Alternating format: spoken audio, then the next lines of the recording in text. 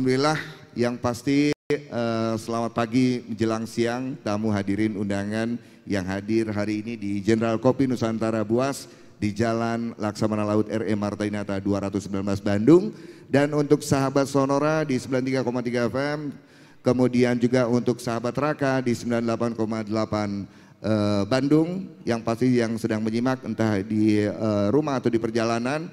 Hari ini hari ke-22 di bulan Desember 2022, hari ini tidak biasa atau spesial yang pasti karena kami bersiaran di General Kopi Nusantara Buas di Jalan RE Marta Dinata nomor 219 Bandung.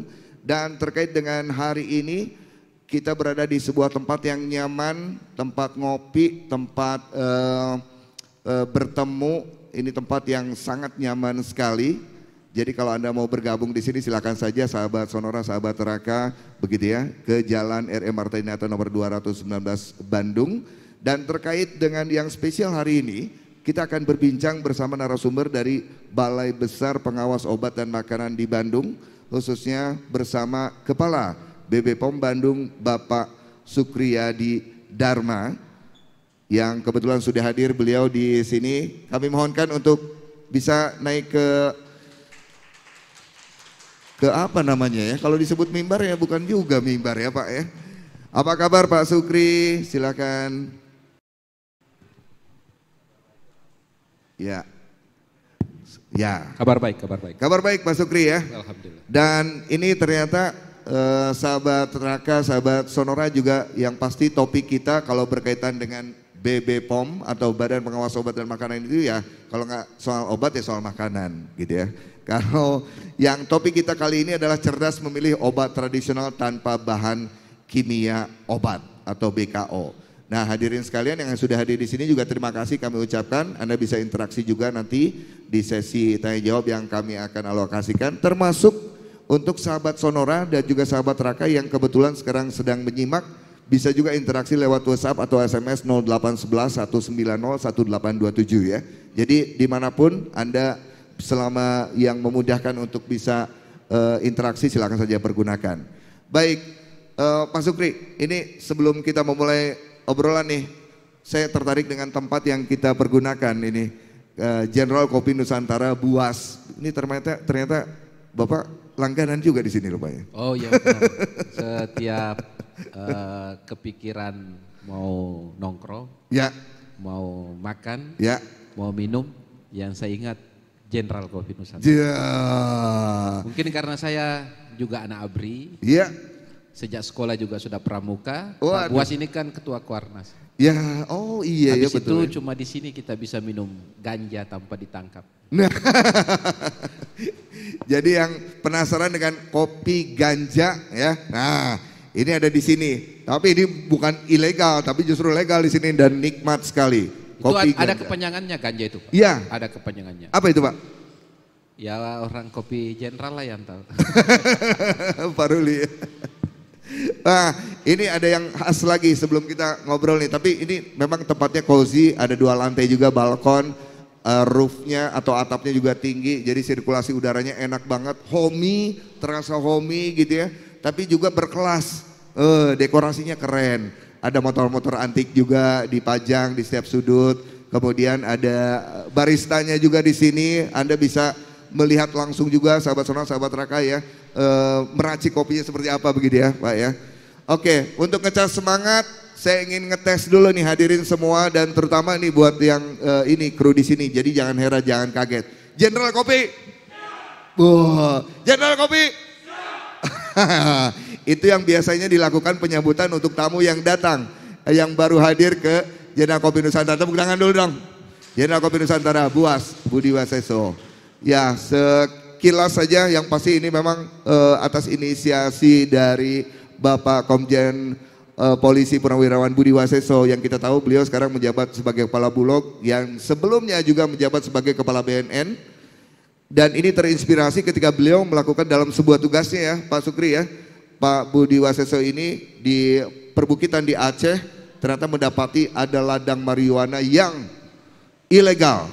Itu disalahgunakan untuk menghancurkan generasi muda. Nah, dengan tindakan hukum dan seterusnya tentu lahan perbukitan yang demikian luas akhirnya dipergunakan untuk ladang kopi. Jadi untuk Anda yang mau ke sini sahabat Raka ya, menikmati kopi Nusantara ada di sini semua. Yang di luar Pulau Jawa, kopi Sulawesi, Bali, termasuk kopi dari Gunung Halu, Garut, Ciwidey, ada kopi Nusantara di sini. Baik. Ya, kita mulai saja ya. Pak Buas juga pernah jadi Kapolda Gorontalo, Pak. Jadi, Kapolda Gorontalo, betul ya? Pertama di Gorontalo. Nah, saya pernah kepala Balai POM di Gorontalo juga. Waduh, berarti luar biasa nih Pak Sukri nih. Berarti di Bandung relatif baru juga ya. Tapi setelah ke beberapa dari kota Sabang di Indonesia. Sampai Merauke. Mungkin kalau nanti saya pensiun, saya juga bikin kopi bukan jenderal. Karena saya kan bukan jenderal. Jadi saingannya kopi jenderal. Nanti saya bikin kafe bukan jenderal. Kafe bukan jenderal ya. Oke, Pak, kita ngobrol nih soal obat tradisional nih, Pak. Yang pasti di masyarakat kita, kalau tadi saya sempat sampaikan juga ke hadirin sekalian, boleh jadi masyarakat di Asia itu selain mereka ketika sakit itu berobat ke dokter. Kemudian, tapi di sisi lain tidak sedikit juga masyarakat yang mengonsumsi obat tradisional. Dan itu kita tahu banyak sekali jenisnya, begitu. Ini menjadi pilihan buat sebagian masyarakat yang bisa jadi masyarakat sebagian besar menggunakan obat tradisional itu ketika sakit. Nah, yang pertama ya tentu dari BB POM, Badan Pengawas Obat dan Makanan khususnya di Bandung ini, apa itu termasuk juga yang diawasi peredarannya oleh Badan POM? Baik Kang, pertama-tama Assalamualaikum warahmatullahi wabarakatuh. Sampurasun, sahabat Sonora di 93,3 FM dan sahabat Raka di 98,8 FM dimanapun berada, baik di rumah, di kantor maupun di jalan. Hati-hati di jalan, baik tulus. Saya mengucapkan banyak terima kasih kepada Akan dan seluruh Sonora, tim Sonora yang ada di Bandung. Teman-teman di Balai Besar POM di Bandung, Infokom dan AOC yang bisa menghadirkan dialog di tempat yang sangat luar biasa ini. General Cafe. Sekaitan dengan pertanyaan Akan tuh tadi. Jadi Balai Besar POM di Bandung itu adalah unit pelaksana teknis dari Badan Pengawas Obat dan Makanan Republik Indonesia yang berkedudukan di Jakarta di bawah pimpinan Dr. Penika Lukito. Saya sebut beliau ini karena pada hari ini, pada hari yang sama, saya ingin mengucapkan Selamat Hari Ibu. Selamat Hari Ibu. Seluruh perempuan dan wanita Indonesia. Ya, ini juga banyak kan ibu-ibu rupanya datang ke sini, saya perhatikan. Mungkin semua wanita, tak semuanya ibu. Tapi yang saya tahu, semua wanita pasti seorang anak dari seorang ibu. Sehingga ini adalah harinya ibu dan mungkin karena banyak ibu-ibu di sini, khusus untuk ibu-ibu bisa pesan 2 menu. Ya, Ya, jadi kami adalah UPT dari Badan POM. Balai Besar POM di Bandung itu merupakan UPT yang bertugas untuk melakukan pengawasan sekaitan dengan obat dan makanan. Nah, obat di sini dalam Undang-Undang Kesehatan yang dimaksud itu adalah sediaan farmasi. Sediaan farmasi itu di situ ada obat tradisional, ada obat, ada bahan obat, ada kosmetik, ada suplemen kesehatan. Nah, kenapa kami disebut Balai Besar POM di Bandung? Karena kedudukan kantor kami di Bandung, tapi wilayah pengawasannya se-Jawa Barat. Jadi seluruh wilayah Jawa Barat, kamilah yang melakukan pengawasan secara rutin, baik kita lakukan secara daring waktu ada COVID itu menggila 2 tahun lalu sampai sekarang itu. Kemudian kami melakukan sosialisasi, komunikasi, informasi, edukasi, bisa melalui masyarakat secara langsung, bisa melalui media seperti sekarang teman-teman dari Sonora dan Raka FM untuk memberitahukan kepada masyarakat sekaitan dengan tugas kami. Kemudian kami juga melakukan sertifikasi ke sarana, termasuk melakukan sertifikasi ke produk untuk dapat beredar, diizinkan beredar. Dan kami juga melakukan pengujian laboratorium karena laboratorium kami itu adalah laboratorium yang terakreditasi 17.025 oleh CAN. Di saat COVID kami juga membantu pemerintah provinsi untuk melakukan pengujian spesimen COVID karena kami memiliki PCR dan sekarang juga kami melakukan pengujian obat dan makanan sekaitan dengan cemaran EG dan DEG yang sekarang lagi banyak pembicaraan. Cuma kan hari ini bukan tentang itu. Iya betul. Oke, nah dari sedemikian banyak ya tentu ya yang terkini tadi mungkin next lah ya, next topik ya Pak ya. Ya, kita harus banyak kerjasama Pak, kalau perlu setiap ya itu bulan. dia, amin ya. Oke, ini terkait dengan obat tradisional, itu kan yang kita tahu itu ada banyak jenisnya kah atau yang diawasi oleh BPOM itu ada klasifikasinya atau bagaimana Pak Sukri ya?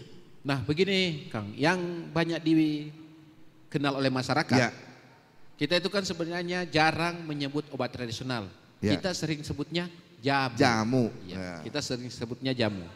Di dalam klasifikasi obat tradisional di Badan POM, obat tradisional itu terdiri dari 3. Yang pertama itu jamu, ya. Tapi sebelum masuk ke situ saya ingin menyampaikan bahwa obat tradisional itu, apa sih obat tradisional itu? Jadi obat tradisional itu adalah bahan atau ramuan bahan yang berupa bahan dari tumbuhan, jadi dari tumbuhan, tapi bukan yang plastik kayak begini, bukan. Bukan, bahan tumbuhan yang asli, ya. Kemudian bahan hewan, bahan mineral, sediaan galenik atau campuran secara tradisional telah digunakan sebagai pengobatan. Jadi secara empiris, secara turun-temurun digunakan sebagai bahan pengobatan, berdasarkan pengalaman dan dipercaya untuk meringankan atau menyembuhkan penyakit sejak zaman dulu. Ya. Nah, jenis-jenis obat tradisional berdasarkan peraturan di Badan POM, tadi yang pertama saya bilang jamu. Jadi jamu ini dibuktikan secara empiris, jadi dari turun-temurun, sejak dulu memang nenek moyang kita menggunakan, tapi bahan bakunya tidak terstandar. Jadi bahan bakunya itu tidak distandarisasi, sehingga digunakan ya berdasarkan pengalaman.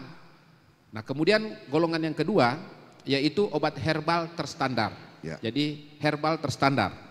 Nah ini sudah dibuktikan melalui pengujian praklinik. Nah kalau pengujian praklinik itu bukan ke manusia ujinya, tapi ke binatang, ke kelinci, ke mencit, ke tikus, untuk menguji apakah bahan ini memang benar bisa meringankan atau menyembuhkan penyakit atau meringankan tertentu untuk membantu.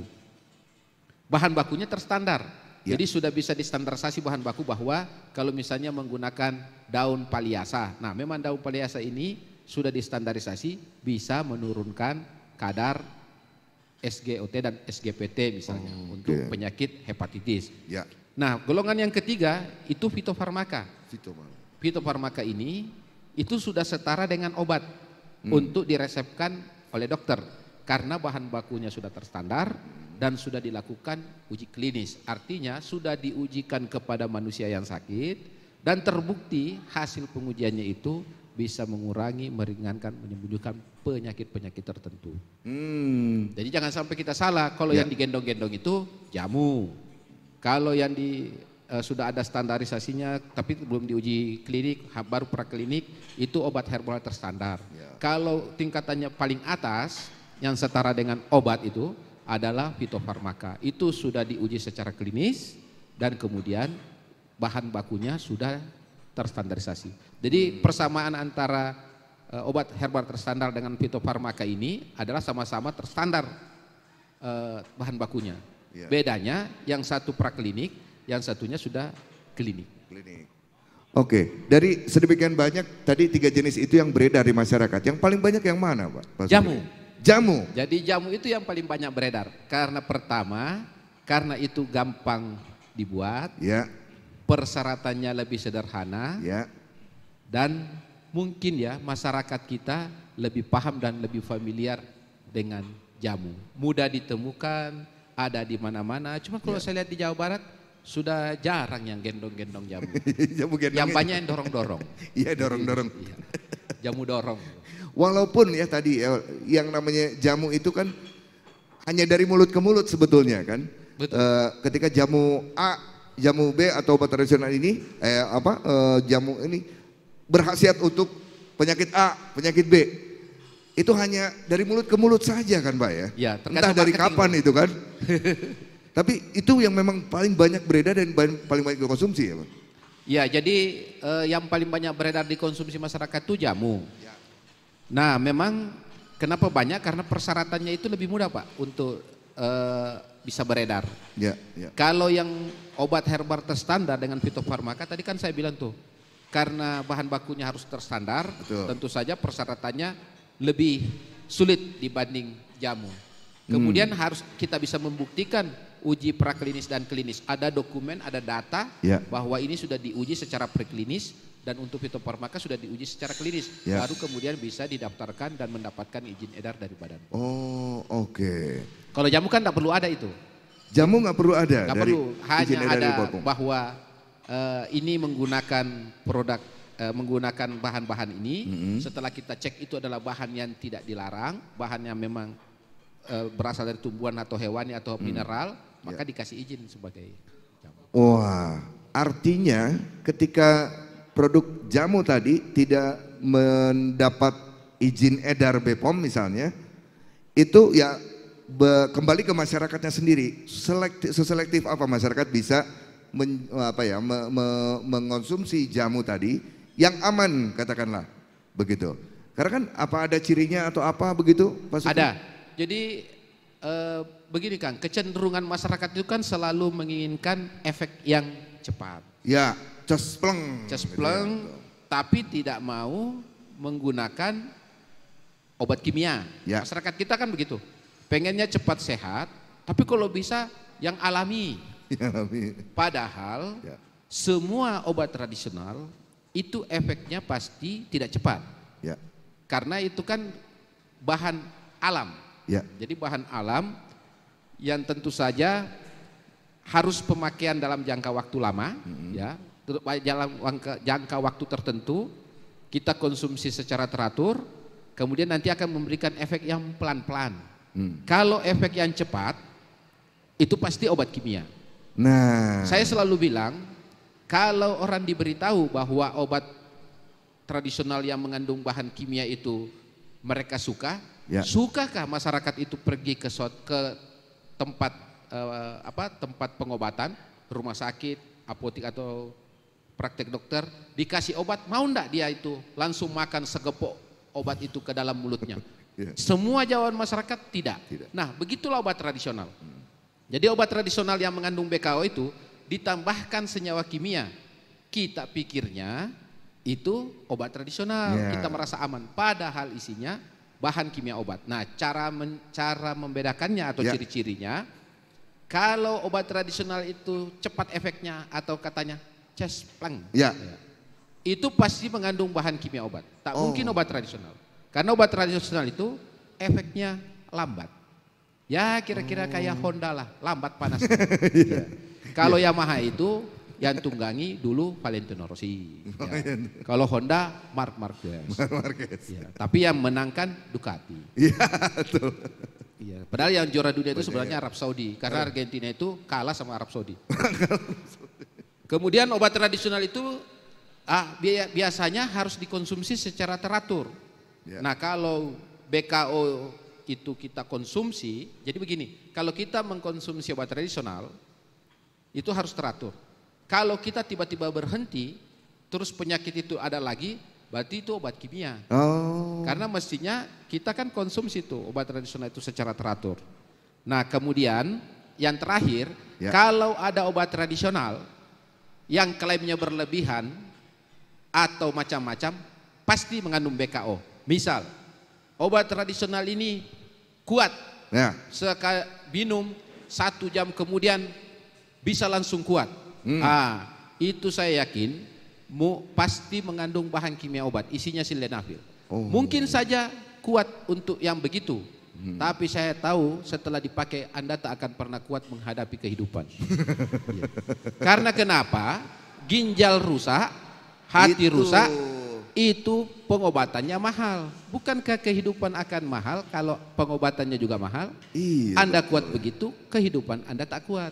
Itu bahaya. Jadi kalau ada obat tradisional yang klaimnya bermacam-macam dan klaimnya berlebihan, misal ibu-ibu ini, karena ini hari ibu, minum ini seminggu bisa langsing. Oh no, tak ada itu, tak semudah itu Ferguson. Jadi kalau mau langsing itu atau bagus, jaga itu makanan, jangan sampai makan 2 mangkok setiap makan. Jaga pola tidur, karena semakin lambat Anda tidur semakin banyak cemilan. Terus teratur berolahraga. Kalau makannya banyak tak pernah olahraga, selalu begadang, minum obat tradisional terus katanya mau lansing, itu pasti isinya sibutramine. Nah, sibutramine itu obat kimia. Kalau terus-menerus digunakan menyebabkan kerusakan pada ginjal dan pada hati. Oh, jadi itu aja, Kang. Jadi ya, kalau klaimnya berlebihan atau macam-macam, pasti itu isinya BKO. Nah. Kalau kemudian penggunaannya chestpleng, pasti isinya BKO. Nah, bahan kimia obat ya. Kalau pasti kita terus minum itu. terus berhenti, muncul lagi, pasti BKO. Ini hadirin yang hadir, ada yang pernah mengalami itu? Minum jamu terus chestpleng misalnya? Ibu yang itu silakan. Pernah minum jamu? Atau itu Mas Bagus pernah juga minum jamu ya? Kemarin minum jamu saya lihat. Yang punya pengalaman boleh berbagi ya, siapa tahu ini jadi ini. Di sini ada menu loh, menu yang berasal dari herbal. Namanya menu jos kalau tidak salah. Dicoba saja. Iya, isinya akar-akar, apa isinya itu Mas Ruli? Minuman jos ya, jos ya. Jos. Menu yang herbal apa namanya, Mas? Yang herbal, yang ada daun-daunnya. Oh, ini minuman. Iya. Minuman. Ada ginger formula sama sifon aromatik. Nah, itu. Ginger formula? Iya, itu jamu itu. Oh, mantap. Terima kasih Pak Ruli. Itu ada ya, jadi ya menyehatkan lah itu ya. Karena itu minuman pertama yang saya coba di sini. Oh, itu. Dan berkesan ya. Ya, agar kuat hidup di Bandung. Oh iya, betul. Awal saya masuk Bandung itu minuman pertama yang saya minum biar kuat kuat hidup di Bandung. Ya, karena Bandung ini luar biasa. Setiap saya jalan, saya selalu lihat, ini tempat yang diciptakan ketika Tuhan sedang tersenyum. Bayang, saya tak pernah lihat Tuhan tersenyum. Tapi ketika saya lihat Bandung, saya bisa bayangkan Tuhan tersenyum. Karena katanya menurut sastrawan ini adalah tempat yang diciptakan ketika Tuhan sedang tersenyum. Tapi ketika saya tugas di Papua, saya selalu bilang ke teman-teman itu, kalau Bandung diciptakan ketika Tuhan sedang tersenyum, pasti Papua ini diciptakan ketika Tuhan sedang tertawa. Iya benar. Langsung semangat kan Pak? Aduh, Pak Sukri bisa aja. Oke, kita sambil buka saja sesi tanya jawab ya Pak ya. Enggak. Sambil kita kupas juga, barangkali ada yang sampai sini, ada yang mau bertanya, silakan saja, kita santai saja di sini. Kalau enggak kita yang tanya kan. Nah, ayo ngaku yang pernah minum itu yang chestpleng tadi. Yang pasti selamat datang juga untuk selain tamu hadirin undangan yang secara khusus di talk show ini, juga yang baru saja tiba di Jenderal Kopi Nusantara Buas ya di Jalan R.M. Martainata 219 Bandung. Dan silakan saja Anda tengah menikmati juga hidangan di sini, juga menyimak perbincangan terkait dengan cerdas memilih obat tradisional ya, tanpa bahan kimia obat atau BKO. Dan ini kita bersama Kepala Balai Besar POM di Bandung, Bapak Sukriyadi Dharma. Dan sekali lagi kami buka sesi interaksi sekarang, kita buka saja. Barangkali ada yang mau bertanya, silakan seputar topik. Mas Bagus, oke silakan. Teman-teman bisa tolong mic-nya. Kita buka sesi bertanya sambil kita menikmati juga hidangan yang sudah disediakan. Terima kasih.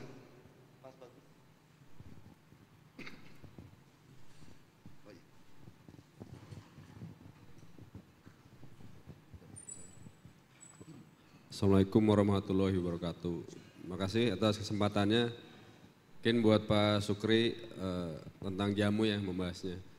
Nah, apakah Balai Besar POM ini hanya melakukan evaluasi saja? Jadi apakah bisa melakukan penutupan, memberi saran kepada APH bahwa ini jamu ini berbahaya, terus memberi saran ini ditutup atau bagaimana? Atau hanya evaluasi saja? Terima kasih. Jadi seputar apa juga sampai ke penindakan begitu ya? Misalnya ilegal, ini berdampak buruk lalu bisa tutup gitu, kewenangan dari BPOM. Silakan. Ya, terima kasih Kang pertanyaannya. Kang Abgi, jadi di Badan POM itu kami ada deputi penindakan. Sekarang dipimpin oleh Irjen Pol Agus, jadi dari kepolisian. Kalau di balai kami ada kelompok substansi atau bidang penindakan. Jadi isinya penyidik pegawai negeri sipil. Kalau berdasarkan KUHP pasal 7B, penyidik pegawai negeri sipil itu sama kedudukannya dengan penyidik sipil penyidik umum yang ada di kepolisian ataupun di kejaksaan.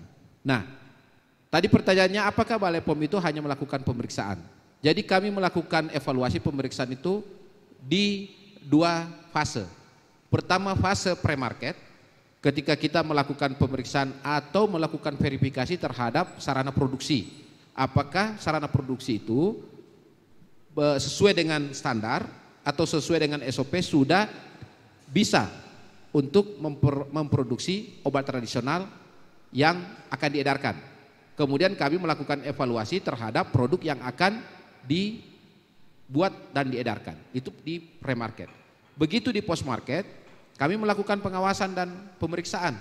Melakukan pemeriksaan secara rutin kepada sarananya, apakah tetap mempertahankan mutu seperti pada saat kita melakukan memeriksa untuk mendapatkan rekomendasi atau tidak. Kemudian kami melakukan sampling terhadap produk yang beredar. Apakah itu sesuai dengan mutu, komposisi, aman, bermutu, berkhasiat sesuai pada saat kita berikan izin edar. Nah, sekaitan pertanyaan, apakah kalau ditemukan produk-produk itu berbahaya atau mengandung BKO, kita bisa melakukan penindakan? Yes, kita lakukan penindakan. Jadi kami, tadi saya sudah sebutkan, pada saat kita melakukan penindakan, kita bisa melakukan penutupan sarana, bisa penghentian kegiatan, jadi kita hentikan kegiatannya, kalau administrasi, kalau terkait mutu, itu kita langsung tutup, kemudian kita akan tarik semua produknya di pasaran, dan kita musnahkan, kemudian kita lakukan pidana kepada pelaku kejahatan. Ancaman hukumannya, jadi dalam pasal 196 Undang-Undang Nomor 36 Tahun 2009 tentang kesehatan, kalau dia tanpa izin edar, jadi kalau dia tidak memenuhi syarat, maka ancaman hukumannya 10 tahun penjara. Jadi barang siapa yang dengan sengaja memproduksi, menyimpan dan mengedarkan sediaan farmasi tanpa izin edar, sediaan farmasi itu diantaranya obat tradisional, maka diancam hukuman pidana penjara paling lama 10 tahun dan denda paling banyak 1 miliar. Itu kalau tidak memenuhi syarat. Kalau tanpa izin edar, jadi kalau ada obat tradisional beredar tanpa izin edar, maka ke pasal 197, barang siapa dengan sengaja memproduksi, menyimpan, mengedarkan produk sediaan farmasi tanpa izin edar, maka diancam dengan hukuman pidana paling lama 15 tahun dan denda paling banyak 1,5 M. Jadi kita bisa melakukan penindakan dan dan penutupan. Nah, sampai sekarang di 2022 ini sekaligus refleksi akhir tahun. Di 2020 ini kami ada 10 kasus, 2 diantaranya kasus obat tradisional. Memang yang paling banyak makanan terkait tahu mengandung formalin. Kemudian ada kosmetik yang diproduksi pada sarana yang ilegal, atau kosmetik yang dijual yang mengandung bahan berbahaya atau bahan yang dilarang ditambahkan pada kosmetik. Demikian. Ya, cukup jelas ya Mas Bagus ya. Oke, itu ternyata nggak main-main ya Pak ya, sanksi hukumannya ya, sanksi pidananya bisa dikenakan itu. Nah, itu sebenarnya sengaja diterapkan di undang-undang itu supaya menimbulkan efek jerah, ya, efek deterrence, agar supaya dia jerah dan orang lain juga tidak melakukannya. Itu sebenarnya intinya kenapa hukumannya sangat berat. Sangat berat. Refleksi sedikit Pak, sampai dengan 2022 ini paling banyak ditemukan BB POM ini apa? Produk kosmetika atau mungkin tadi obat tradisional yang ilegal atau apa? Kurang lebih lah. Dari 10 kasus, jadi ada puluhan kasus yang kita dapatkan, tapi yang layak dan cukup bukti untuk ditingkatkan ke kasus penyidikan itu ada 10. Yang paling banyak memang kasus makanan sekaitan dengan tahu berformalin. Tapi alhamdulillahnya tak ada di Bandung, banyaknya di Bogor dan Depok. Itu produksinya bertonton, ratusan juta omsetnya per bulan, dicampur dengan formalin. Sangat berbahaya karena formalin itu pengawet mayat. Kemudian ada kasus kosmetik sebanyak 2 apa 3, yang ada satunya di industri, satunya di online, omsetnya itu miliaran, dan selebihnya sekaitan dengan penyalahgunaan di pasal 198 Undang-Undang Kesehatan. Jadi melakukan pekerjaan kefarmasian tanpa hak dan kewenangan, Ya. itu ancaman hukumannya denda. Kemudian ada kasus obat tradisional sebanyak 2 dan sekarang alhamdulillah sudah pada tahap persidangan dan mudah-mudahan bisa dilakukan Ya. putusannya hukum bisa putusan. memberikan efek jerah. Jadi bukan putusannya berat atau ringan ya. Ya. Mudah-mudahan putusannya bisa memberikan efek yang Efek jerah. Karena ada orang yang dihukum 16 tahun juga tak jerah. Tapi ada orang dihukum 2 bulan dia jerah. Sebenarnya kan hukum itu menginginkan bahwa yang bersangkutan itu kembali ke jalan yang benar, Ya. jerah dan bisa memproduksi atau berkreasi sesuai dengan ketentuan perundang-undangan. Oke. Ya. Jadi ini masyarakat perlu tahu ya, karena ini di sini juga apalagi tadi berkaitan dengan produk makanan, misalnya tahu ibu-ibu perlu tahu juga ya gitu ya. Perlu tahu juga, jadi membeli ya carilah tempat yang memang sudah kredibel lah, tempatnya juga aman lah gitu ya, tempat membelinya di mana. Oke, kembali ke cerdas memilih obat tradisional. Tapi sebelum lanjut ada lagi yang mau bertanya? Oh silakan. Baik. Nama dan dari mana Mas? Silakan. Terima kasih. Nama dan dari mana? Iya. Fajar dari Bandung Side, Pak. Tadi disampaikan kalau ada 3 klasifikasi ya Pak untuk obat ya. Mulai kapan sih Pak diawasin dari 3 klasifikasi itu akhirnya bikin izin edar ya? Itu mulai kapan? Apa ukurannya dari volume atau saat transaksi atau apapun ya? Dan itu dari obat. Kalau dari makanannya juga sama Pak. Mulai kapan sih harus diawasi atau sampai ke izin edar? Izin edarnya ya, gitu ya. Oke. Terima kasih Pak.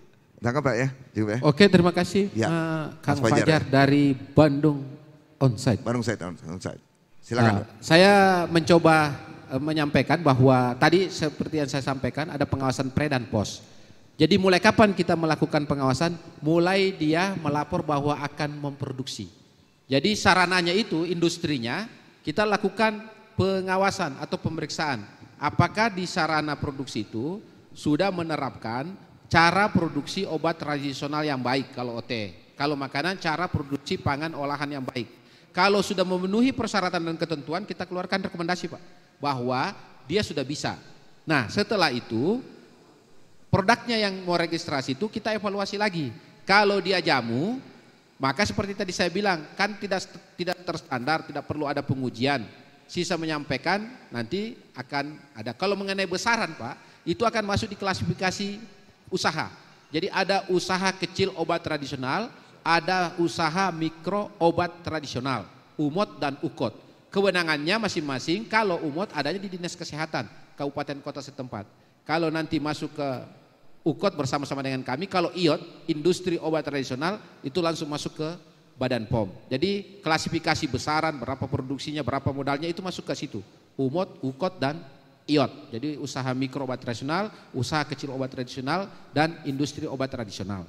Itu ada kewenangannya di Dinas Kesehatan Pak. Kalau Dinas Kesehatan sudah kasih izin, maka sisa kita evaluasi produk yang akan diedarkan. Nah begitu juga makanan Pak, sama prosesnya di pre-market, kita lakukan rekomendasi. Kalau makanan misalnya dia itu dari UMKM, kemudian pangannya resiko rendah, maka Badan POM itu tidak akan melakukan pengawasan awal Pak. Langsung kita keluarkan rekomendasi penerapan CPPOB. Melalui, kita kan semua e-registration, jadi semuanya online, tak ketemu orang. Kita keluarkan itu sertifikasi rekomendasi CPPOB, tapi kami akan melakukan pemeriksaan mulai dari kami keluarkan itu CPPOB sampai 12 bulan. Jadi rentang pemeriksaannya itu 12 bulan. Mengenai kapan kami datang, nah maka itu sidak. Kalau nanti ternyata tidak sesuai dengan standar, maka kami langsung cabut itu CPPOB-nya. Karena ada pernyataan lembar komitmen. Nah setelah itu beredar, maka kami akan lakukan pengawasan. Nah yang beredar obat tradisional sekarang itu, ada yang meniru-niru obat tradisional yang sudah ada, menggunakan izin edar fiktif, tapi isinya mengandung bahan kimia obat. Ada juga yang memang izin edarnya fiktif, Jadi dia nulis izin edar di situ, tapi itu setelah kita cek di BPOM Mobile atau dicek BPOM, itu tak ada izin edarnya, fiktif. Jadi mereka itu sebenarnya memanfaatkan kecenderungan masyarakat. Masyarakat kita, terutama menengah ke bawah, kan penyuka jamu tuh Pak, obat tradisional. Kalau sudah mulai sakit Pak, asam urat itu misalnya, tak ada lagi yang baca izin edar itu Pak. Sakit itu kaki, masa kita masih mau baca itu izin edar? Pasti tidak. Apalagi kalau orang kasih tahu nih, marketing yang baik, misalnya yang menyampaikan radio Sonora atau Raka, kan banyak pendengarnya tuh. Di 93,3 FM pasti banyak pendengarnya Sonora. Saya termasuk pendengar Sonora yang rajin. Waduh, terima kasih. Terima kasih, tepuk tangan dong. Kadang-kadang lupa kecepatan di tol gara-gara bagus kontennya. Ya, jadi kalau Raka memang saya karena baru tugas di Bandung kan Pak, jadi mungkin baru saya dengar. Yang sering saya dengar itu Ratih, kawannya Raka kali itu. Jadi atau Ratna. Jadi seperti itu Pak ya. Jadi tidak akan lagi dibaca. Yang orang tahu kan sakit itu linu kakinya gara-gara asam urat, minum enak. Padahal isinya itu Cespleng tadi, hati-hati. Saya punya keluarga. Jadi ini kenapa saya cerita? Saya punya keluarga Pak, keluarga dekat. Saya beritahu itu isinya jamu BKO. Tapi dia merasa senang. Karena baru kemudian 1 tahun berikutnya dia bilang, ketika saya buang air, itu menghitam. Nah berarti itu kan sudah campur dengan darah. Nah ketika itu berarti ususnya, lambungnya, ginjalnya sudah rusak.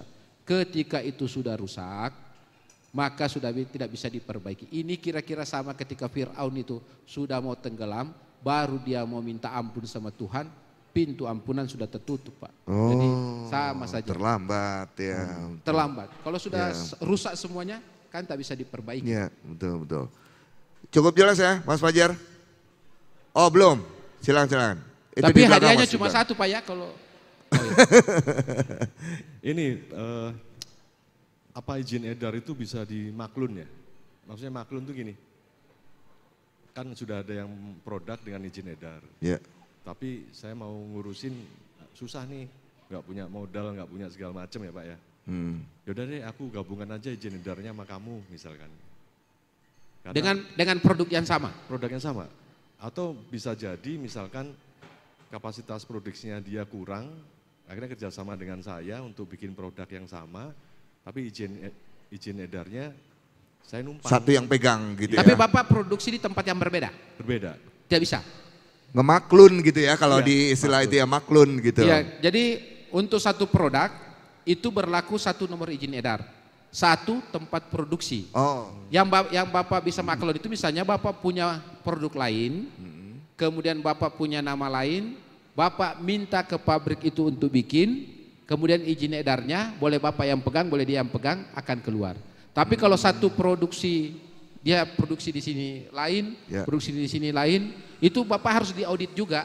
Jadi Bapak harus diaudit juga, keluar rekomendasinya, itu bisa saja berbagi. Tapi bukan berarti Bapak tidak diaudit. Kalau Bapak sudah diaudit, tempat produksi Bapak sudah diaudit, sudah memenuhi persyaratan, kemudian ada perjanjian kerjasama untuk berbagi produksi, itu boleh Pak.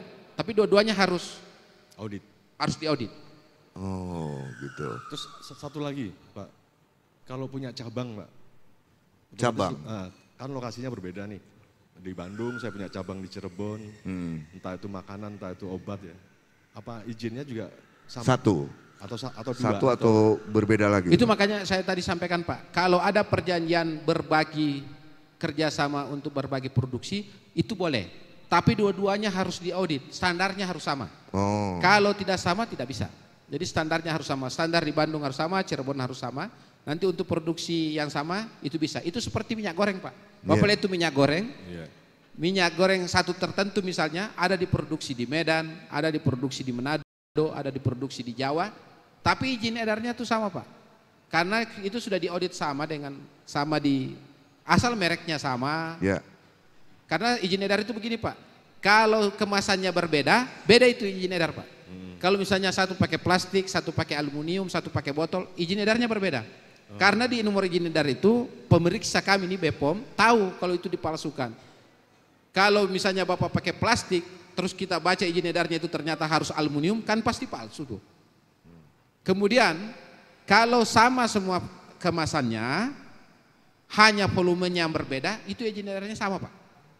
Jadi kalau misalnya ada volume 100, 250, 500, tapi sama-sama kemasannya plastik, labelnya sama, komposisinya sama, itu izin edarnya satu aja. Satu.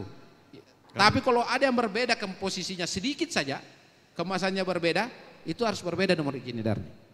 Itu termasuk yang bukan kemasan Pak? Kalau makanan misalkan siap saji misalkan? Kalau siap saji bukan di Badan POM Pak. Kalau siap saji itu adanya di Dinas Kesehatan Kabupaten Kota setempat, dan itu hanya hak sertifikat like hygiene dan sanitasi saja dari Dinas Kesehatan. Tak perlu izin edar. Jadi izin edar itu ada 3 Pak. Izin edar dari Badan POM keluar MD atau ML, izin edar dari Dinas Kesehatan keluar Industri Pangan Rumah Tangga.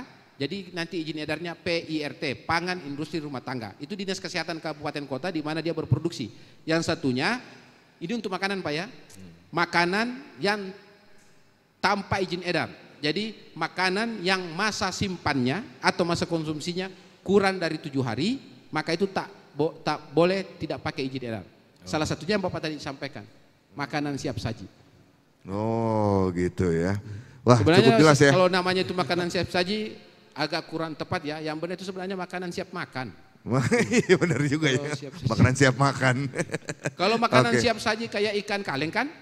Kalau dia belum dibuka kalengnya, belum siap saji ya, belum siap makan ya. Makanya kan perkembangannya Pak, makanan-makanan itu kan dikemas. Seperti apa tuh? Kalau di Jawa Tengah ada tiwul itu ya. Nah kalau dikemas dan di stok harus ada izin edar Pak. Nah perlu izin edar itu sudah tadi bukan siap kemasan. Dulu saya tugas di Lampung, ada pisang goreng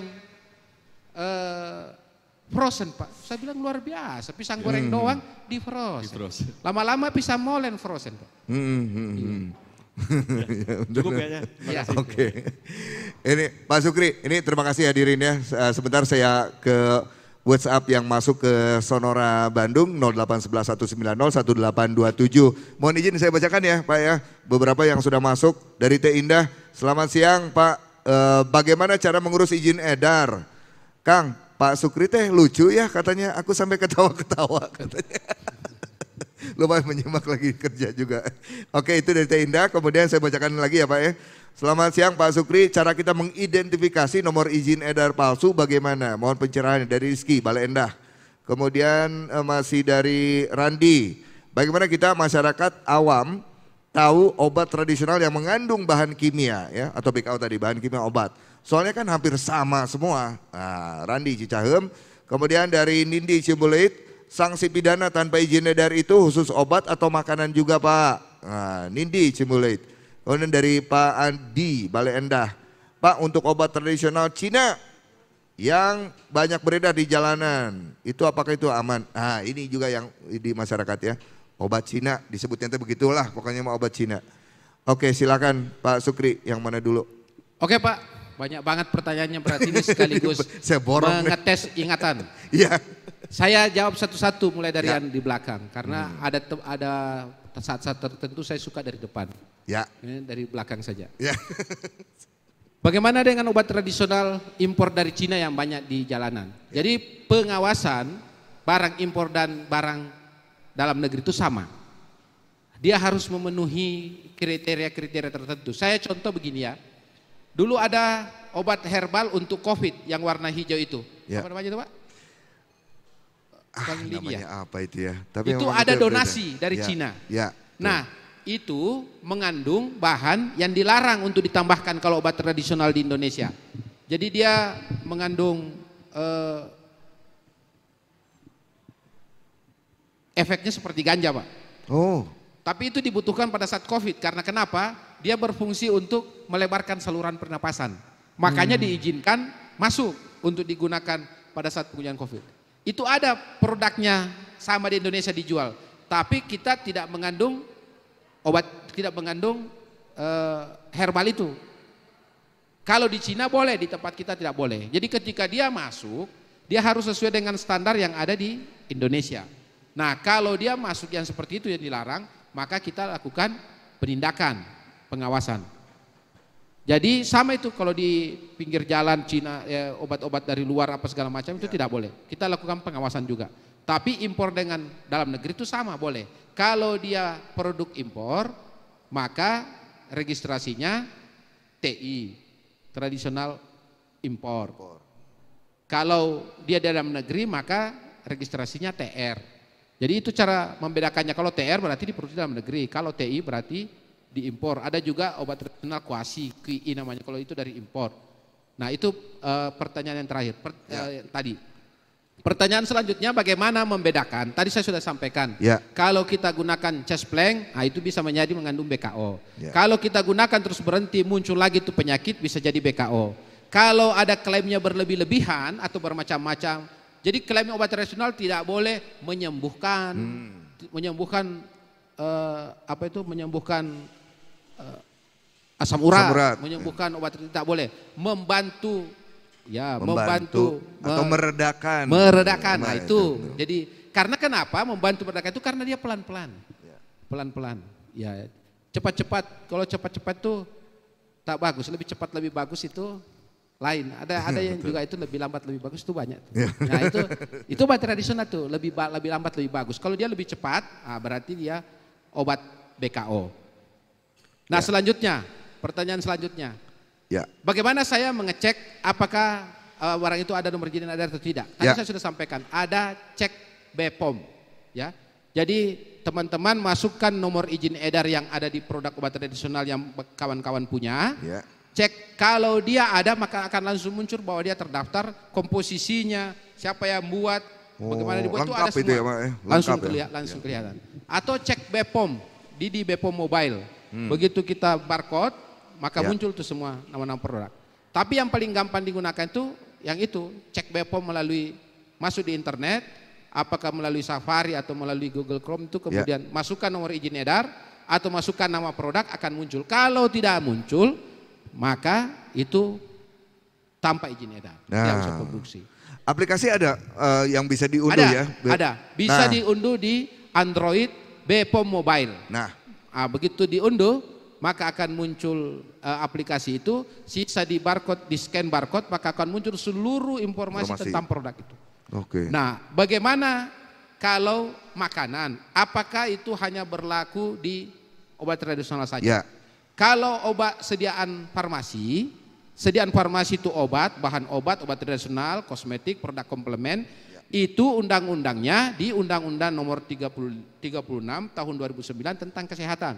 Tapi kalau pangan, maka berlaku Undang-Undang Nomor 18 Tahun 2012 tentang pangan. Itu ancaman hukumannya ada yang 8 tahun, ada yang 6 tahun, dendanya jauh lebih banyak. Ada yang 4 miliar, ada yang 8 miliar.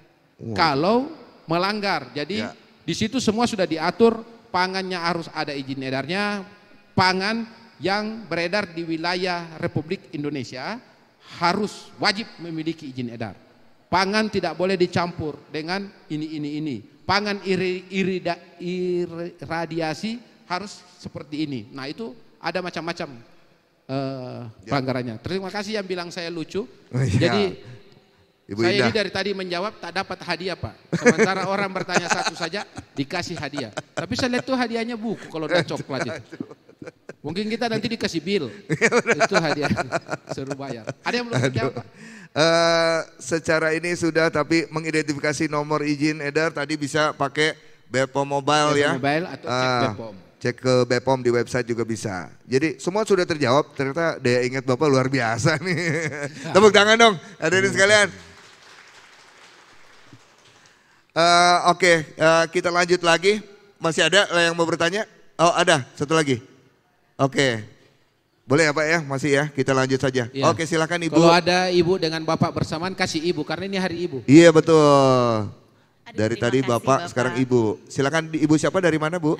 Saya Yayu dari Bandung Pak. Dari Bandung? Oke, silakan. Kalau di Bandung kan banyak kuliner ya. Maksudnya tuh kuliner ada yang mulai dari pinggir jalan, bahkan kafe-kafe juga banyak bermunculan. Agak dekat Bu dengan mic-nya. Nah. Oke. Nah. Di Bandung kan banyak kuliner gitu ya, baik kuliner yang di pinggir jalan, untuk oleh-oleh, frozen food. Kita juga, saya bersama teman-teman dari ibu-ibu pejuang online. Oh, ibu-ibu pejuang online. Pedagang online. Pedagang online. Itu bisa kita bantu Bu kalau supaya, jadi kita itu ada pendampingan UMKM. Nah. Jadi kita bantu, kita advokasi, kita lakukan pemeriksaan, pengawas apa, semuanya gratis. Oh, alhamdulillah. Yang harus bayar itu di Kopi Jenderal. Wah ini malah jauh lebih dari target nih, target pertanyaan memang akan ke arah sana. Oh gitu, oke.